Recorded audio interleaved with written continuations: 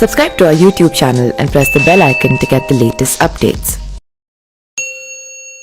Spain का Madrid शहर football के लिए जाना जाता है। इसी शहर में एक ऐसी अजीबोगरीब केस लोगों ने देखा जो आज भी रोंगटे खड़े कर देता है।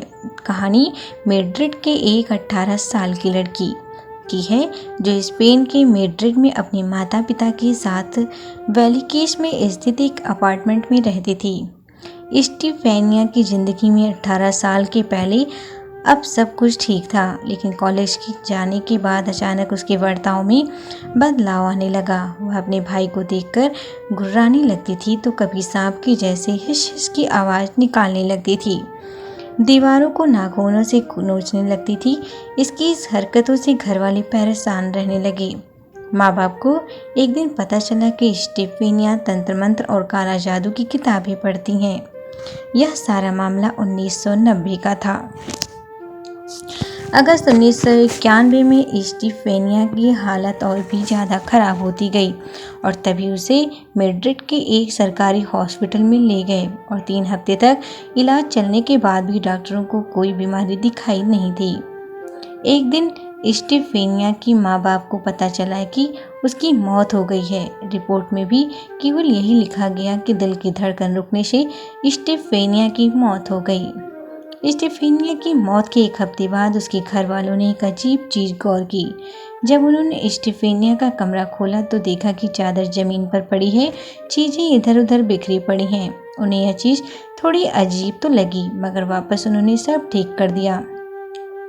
2-4 दिन बाद जब फिर से कमरे का दरवाज़ा खोला तो फिर से वही चीज़ें उन्हें देखने को मिली जो उस दिन देखा था। इस बार तो मानो उनके होश ही उड़ गए। उन्होंने पाया कि स्टीफेनिया के कमरे से अजीबोगरीब आवाज़ें आती हैं। इसके अलावा जब उन्होंने दीवार पर नाखूनों के नए निशान देखे, अब उन्हें यकीन हो गया कि ज़रूर कुछ तो ऐसा हो रहा है जो नहीं होना चाहिए। घर वालों ने स्टीफेनिया के कमरे के दरवाजे को नट बोल्ट लगाकर बंद कर दिया। अगले दिन फिर से कमरे से वही आवाज़ें आने लगीं और मामा कहकर कोई पुकार रहा था। इस बार कमरे में जो नट बोल्ट लगाए थे वो सारे के सारे निकल गए और दरवाज़ा भी अपने आप खुल गया।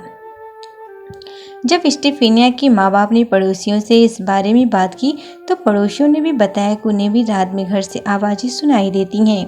इसके बाद जब कुछ पड़ोसियों ने हिम्मत की और रात को स्टीफेनिया के घर पर रुके तो उन्होंने भी वही चीज़ें देखी और महसूस की। स्टीफेनिया की मौत को 15 दिन से ज़्यादा हो गए थे। तभी अचानक स्टीफेनिया के कॉलेज की टीचर उसके घर पहुंची और बताया कि उसके दोस्त के एक बॉयफ्रेंड की बाइक एक्सीडेंट में मौत हो गई थी, जिसके बाद स्टीफेनिया की दोस्त डिप्रेशन में चली गई। स्टीफेनिया अपने इस दोस्त के बड़ी करीब थी। टीचर ने आगे बताया कि एक दिन जब वो स्कूल के पिछले हिस्से में गई तो उसने देखा कि 4 लड़कियां, जिनमें एक स्टीफेनिया थी और दूसरी उसकी वही दोस्त जिसके बॉयफ्रेंड की मौत बाइक एक्सीडेंट में हो गई थी, एक बोर्ड पर कुछ कर रही थी। बोर्ड एक ऊपर एक गिलास उल्टा कर रखा हुआ था और एक कार के उस गिलास पर अंगुलियां रख रही थी। जब स्टीफेनिया ने अपनी उंगलियां गिलास पर रखी तो वो गिलास हवा में तैरने लगा। इसके बाद टीचर ने उन सब लड़कियों को डांटा और उस बोर्ड को तोड़ दिया।